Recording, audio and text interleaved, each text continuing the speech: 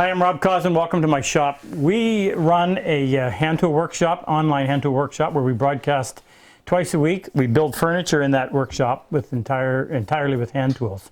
We also do a hand tool, power tool one on different days of the week. Anyway, so I'd like to show you when we finish the project, the one that we just did.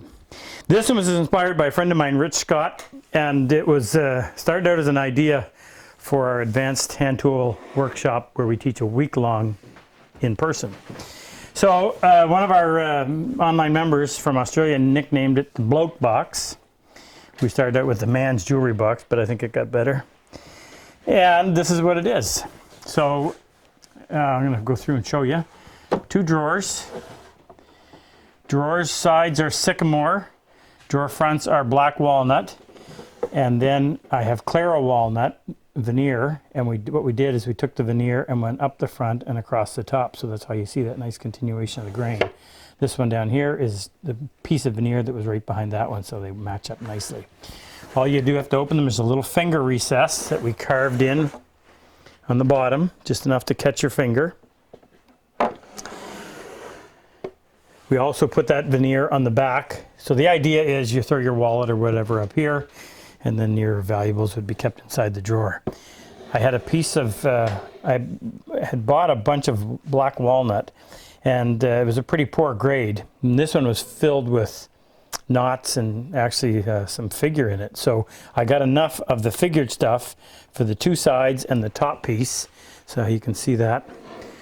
Really nice wood. Love this stuff. Very simple design.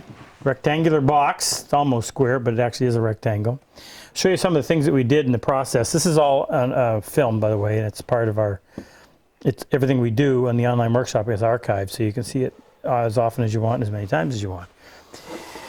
Now, I had just done a YouTube video called The Board Stretcher, where we were teaching, we had a fellow, Luther, in the class here in the shop, and he had accidentally shortened one of his boards for his drawers, and he really needed this piece. Everything was processed by hand. So we went through and we figured out a way to take a board, make it a little bit longer. It was no sooner we finished that than I screwed up the same way on the back of this. I had no more sycamore, not a piece of sycamore. So I had to save this piece. So you can't see it very well, but we made a slice like that, and then we slipped in a piece of sycamore, glued it. That enabled us to stretch this out a little bit. You see the line quite visible there, and on the back as well, but as far as strength, didn't lose any. And then we went in and put little drawer slips, and they're really not drawer slips, but we put them on the inside. This can be removed if you want. It's just sitting in there. The bottom is northern white cedar that my son and I used to haul logs out of the river just for the safety of boaters. And a lot of times it's nice stuff that has just sunk over the years.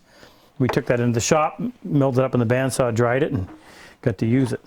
So this is all traditional drawer construction where you have a box going into a hole, and you try to get that fit so that there is absolutely no side-to-side slop, only a little bit of seasonal slop top to bottom to allow for expansion. But it should fit, it should go in by pushing in on one corner and just float on a cushion of air.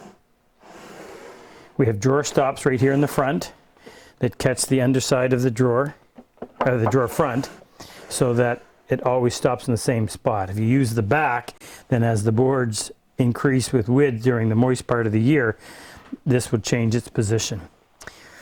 What else can I tell you about? Oh yeah, so on the back side, we also had the challenge of having one wide piece, and that's going to move this way, whereas the side is not going to move this way, it's going to move that way. So we had to allow for seasonal expansion. So we took the piece, cut it in half, put a lap joint in here, or a shiplap, I should say. So this is small enough that there's no expansion to worry about there. This one you would. So these ones will allow all the expansion to go down, and because this has a lip that fits underneath this, it keeps it nice and tight, and yet at the same time that gap allows it to close up or expand without showing all the way through. Fun. I can't remember how many episodes we had, maybe 35 half-hour episodes. What we do when we film it is I won't film cutting dovetails on all 8 corners. We might do 3 or 4, and the others we'll do off camera. And by the way, I didn't mention that. So these are half blinds up here, And we use our new Kerf X10 tool, which we got into trouble with because of the grain direction, but we were able to salvage it. Happened twice, actually. 3 dovetails on the back. Like I said, this is sycamore. Native cedar on the bottom and black walnut for the drawer front. Really like this. It was one of my favorite projects that we've done. The finish is a tung oil made by a company called Circa 1850. I've only seen it available in Canada. There's probably 8 coats on some parts of it, and it gets better with every application. I prefer that as opposed to a sprayed on finish. I don't know whether it's just the fact that it soaks into the wood instead of sitting on top of the wood, but it makes, on small projects anyway, it is labor intensive. It does a really nice job. So that's it. If you're interested, go to RobCosman.com. You can register. You can become a member of either the hand tool workshop or the combined hand tool power tool workshop, or you can do both of them. But it's relatively inexpensive.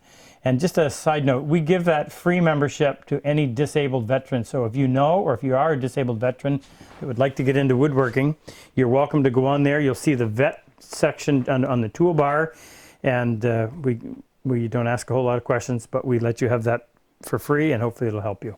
We've had experience where hand tool woodwork has been very therapeutic for these guys suffering from both physical and mental injuries. Anyway, if you have any questions, you're welcome to fire them off to us, rob@RobCosman.com. And if you really like it, we'll see you in the workshop. See ya.